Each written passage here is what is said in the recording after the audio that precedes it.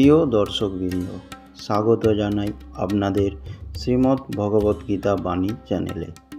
আজকের এই ভিডিওতে আমরা আলোচনা করব শ্রীমদ্ ভগবদ্গীতার প্রথম অধ্যায়ের একটি বিশেষ অংশ, যেখানে কুরুক্ষেত্রের যুদ্ধের সূচনা লগ্নে শঙ্খধ্বনি ও তার তাৎপর্য বিবৃত হয়েছে। শ্লোকগুলিতে আমরা দেখতে পাই কিভাবে পাণ্ডব এবং কৌরব উভয় পক্ষেই নিজেদের শক্তি প্রদর্শনের জন্য শঙ্খধ্বনির মাধ্যমে যুদ্ধের জন্য প্রস্তুতি নিচ্ছেন। তবে এর গভীরে লুকিয়ে রয়েছে ভগবান শ্রীকৃষ্ণের মহিমা এবং পাণ্ডবদের প্রতি তার অপার কৃপা। শঙ্খধ্বনি যেন কেবল একটি শব্দমাত্র নয়, বরং তা হয়ে উঠেছে পাণ্ডবদের বিজয়ের এক অমোঘ ঘোষণা। আজকের আলোচনায় শুরু করব প্রথম শ্লোক থেকে, যেখানে শ্রীকৃষ্ণের শঙ্খ পাঞ্চজন্য, অর্জুনের শঙ্খ দেবদত্ত এবং ভীমের শঙ্খ পৌণ্ড্র সম্পর্কে বিস্তারিত বর্ণনা রয়েছে। এরপর একে একে আমরা দেখব যুধিষ্ঠির, নকুল, সহদেব এবং অন্যান্য মহাবীরদের শঙ্খধ্বনি কীভাবে প্রতিপক্ষের হৃদয়ে ভয় সঞ্চার করেছে। চলুন শ্রীমদ্ ভগবদ্গীতার এই গুরুত্বপূর্ণ অংশটি শ্রবণ এবং উপলব্ধি করার মাধ্যমে আমাদের মনকে প্রবৃত্ত করি। পাঞ্চজনং হৃষিকেশ দেবদত্তং ধনঞ্জয় পৌণ্ড্র ধন্দ মহাশঙ্খং ভীম কর্মা বৃকোদর। এটির অনুবাদটি হলো, তখন শ্রীকৃষ্ণ পঞ্চজন্য নামক তার শঙ্খ বাজালেন, অর্জুন বাজালেন তার দেবদত্ত নামক শঙ্খ এবং বিপুল ভজন প্রিয় ও ভীমসেন বাজালেন পণ্ড নামক তার ভয়ঙ্কর শঙ্খ। এবং এটি তাৎপর্যটি হলো, শ্রীকৃষ্ণকে এই শ্লোকে হৃষিকেশ বলা হয়েছে যেহেতু তিনি হচ্ছেন সমস্ত হৃষিক বা ইন্দ্রিয়ের ঈশ্বর। জীবেরা ইচ্ছে তার অবিচ্ছেদ্য অংশ, তাই জীবদের ইন্দ্রিয়গুলি হচ্ছে তার ইন্দ্রিয় সমূহের অবিচ্ছেদ্য অংশ। নির্বিশেষবাদীরা জীবের ইন্দ্রিয় সমূহের মূল উৎস কোথায় তার হদিশ খুঁজে পায় না, তাই তারা সমস্ত জীবদের ইন্দ্রিয়বিহীন ও নির্বিশেষ বলে বর্ণনা করতে তৎপর। সমস্ত জীবের অন্তরে অবস্থান করে ভগবান তার ইন্দ্রিয়গুলিকে পরিচালিত করেন, তবে এটি নির্ভর করে আত্মসমর্পণের মাত্রার উপর এবং শুদ্ধ ভক্তের ক্ষেত্রে শুধু তার ইন্দ্রিয়গুলিকে ভগবান প্রত্যক্ষভাবে পরিচালিত করেন।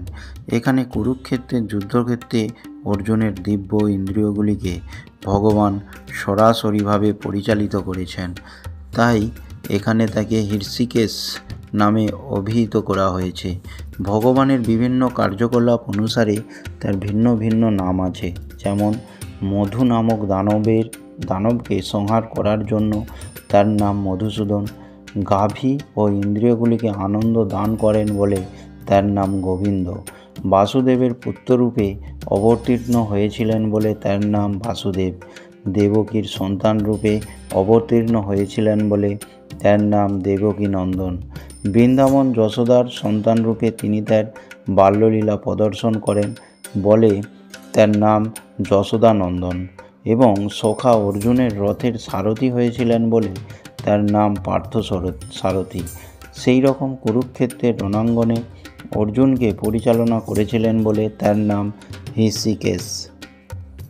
এখানে অর্জুনকে ধনঞ্জয় বলে অভিহিত করা হয়েছে, কারণ বিভিন্ন যাগযজ্ঞের অনুষ্ঠান করার জন্য তিনি যুধিষ্ঠিরকে ধন সংগ্রহ করতে সাহায্য করতেন। তেমনি ভীমকে এখানে বৃকোদর বলা হয়েছে, কারণ যেমন তিনি হিড়ম্ব আদি দানবকে বধ করার মতো দুঃসাধ্য কাজ সাধন করতে পারতেন, তেমনি তিনি প্রচুর পরিমাণ আহার করতে পারতেন। সুতরাং পাণ্ডব পক্ষে ভগবান শ্রীকৃষ্ণ সহ বিভিন্ন ব্যক্তিরা যখন তাদের বিশেষ ধরনের শঙ্খ বাজালেন, সেই দিব্য শঙ্খধ্বনি তাদের সৈন্যদের অন্তরে অনুপ্রেরণা সঞ্চার করল। পক্ষান্তরে কৌরব পক্ষে আমরা কোনো রকম শুভ লক্ষণের ইঙ্গিত পাই না। সেই পক্ষে পরম নিয়ন্ত্রা ভগবান নেই, সৌভাগ্যের আদিষ্ঠতী ও লক্ষ্মী দেবীও নেই। অতএব তাদের পক্ষে যে যুদ্ধ জয়ের কোনো আশাই ছিল না তা পূর্বেই নির্ধারিত ছিল, এবং যুদ্ধের শুরুতেই শঙ্খধ্বনির মাধ্যমে সেই বার্তা ঘোষিত হল। অনন্ত বিজয়ং রাজা কুন্তী পুত্র যুধিষ্ঠির নকুল সহদেবস্য সুঘোষ মণি পুষ্কৌ কাশস্য পরমেশ্ব শিখণ্ডী চ মহারথ দৃষ্টদুম্ন বিরাটস্য সাত্য কিসার্য পরাজিত দ্রুপদ দ্রৌপদস্য সর্বস্ব পৃথিবীপতে সৌভেদস্য মহাবাহু সংখ্যান দুধ্ম পৃথক পৃথক। এই শ্লোকগুলির অনুবাদটি হল: কুন্তীপুত্র মহারাজ যুধিষ্ঠির অনন্ত বিজয় নামক শঙ্খ বাজালেন এবং নকুল ও সহদেব বাজালেন সুঘোষ ও মণিপুষ্প নামক শঙ্খ। হে মহারাজ, তখন মহান ধনুর্ধর কাশীরাজ প্রবল যোদ্ধা শ্রীখণ্ডী দৃষ্টাম্বুম বিরাট অপরাজিত সাত্বিক দ্রুপদ দ্রৌপদীর পুত্রগণ সুভদ্রার মহা বলবান পুত্র এবং অন্য সকলে তাদের নিজ নিজ পৃথক শঙ্খ বাজালেন। এটির তাৎপর্যটি হল, সঞ্জয় সুকৌশল ধৃতরাষ্ট্রকে জানিয়ে দিলেন যে পাণ্ডুপুত্রদের প্রতারণা করে তার নিজস্ব ছেলেদের সিংহাসনে বসবার দুরভিসন্ধ করাটা তার পক্ষে মোটেই প্রশংসনীয় কাজ হয়নি। চারদিক থেকে ইঙ্গিত পাওয়া যাচ্ছিল যে কুরুবংশের সমূলে বিনাশ হবে এবং পিতামহ ভীষ্ম থেকে শুরু করে অভিমন্যু আদিপুত্রের সকলেই যুদ্ধে নিহত হবেন।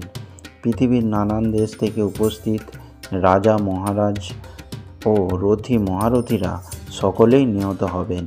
এই বিপর্যয়ের মূল কারণ ছিলেন মহারাজ ধৃতরাষ্ট্র স্বয়ং, কারণ তার পুত্রদের দুষ্কর্মে তিনি কখনো কোনো রকম বাধা দেননি। উপরন্তু তাদের সব রকম দুষ্কর্মে তিনি অনুপ্রেরণা জুগিয়েছেন। সৌঘোষ ধার্তরাষ্ট্রণাং হৃদয়নি বাদ্যরয়তে নভস্য পৃথিবী চৈব তুমুল্য ভানুদায়ন। এটির অনুবাদটি হল, শঙ্খ নিনাদের সেই প্রচণ্ড শব্দ আকাশ ও পৃথিবীর প্রতিধ্বনি করতে করে ধৃতরাষ্ট্রের পুত্রদের হৃদয় বিদারিত করতে লাগল।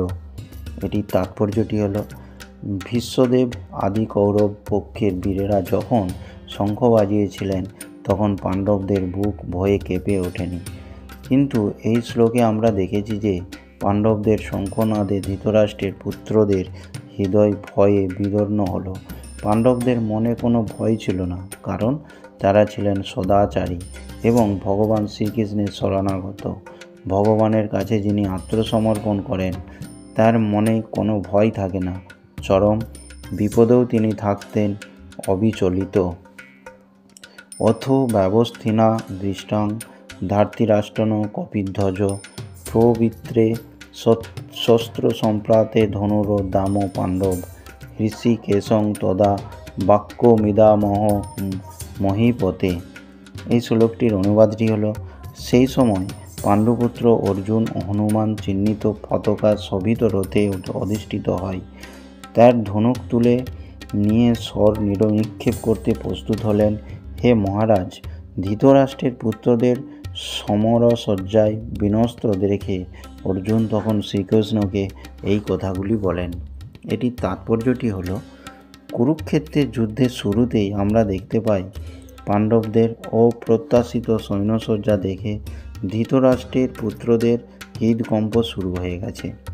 পরমেশ্বর ভগবান শ্রীকৃষ্ণ স্বয়ং কুরুক্ষেত্রের যুদ্ধে উপস্থিত থেকে পাণ্ডবদের পরিচালিত করেছিলেন। তার কৌরবদের এই হৃদকম্প হওয়াটা স্বাভাবিক। অর্জুনের রথে হনুমান অঙ্কিত ধ্বজা একটি বিজয়সূচক ইঙ্গিত, কারণ রাম রাবণের যুদ্ধে হনুমান শ্রীরামচন্দ্রকে সহযোগিতা করেছিলেন এবং শ্রীরামচন্দ্র বিজয়ী হয়েছিলেন। কুরুক্ষেত্রের যুদ্ধেও অর্জুনকে সাহায্য করবার জন্য তার রথে শ্রীরামচন্দ্র ও হনুমান দুজনকেই উপস্থিত থাকতে দেখতে পায়। শ্রীকৃষ্ণ হচ্ছেন শ্রীরামচন্দ্র এবং যেখানে শ্রীরামচন্দ্র সে তার নিত্য সেবক ভক্ত হনুমান এবং নিত্য সঙ্গিনী সীতা লক্ষ্মীদেবী উপস্থিত থাকেন। তাই অর্জুনের কোনো শত্রুর ভয়েই ভীত হবার কারণ ছিল না। আর সবচেয়ে বড় কথা হচ্ছে যে সমস্ত ইন্দ্রিয়ের অধীশ্বর ভগবান শ্রীকৃষ্ণ তাকে পরিচালিত করবার জন্য স্বয়ং উপস্থিত ছিলেন। এইভাবে যুদ্ধ জয়ের সমস্ত শুভ পরামর্শ অর্জুন পাচ্ছিল। তার মৃত্যুকালের ভক্তের জন্য ভগবানের দ্বারা আয়োজিত এই রকম শুভ পরিস্থিতিতে সুনিশ্চিত জয়ের ইঙ্গিত বহন করে।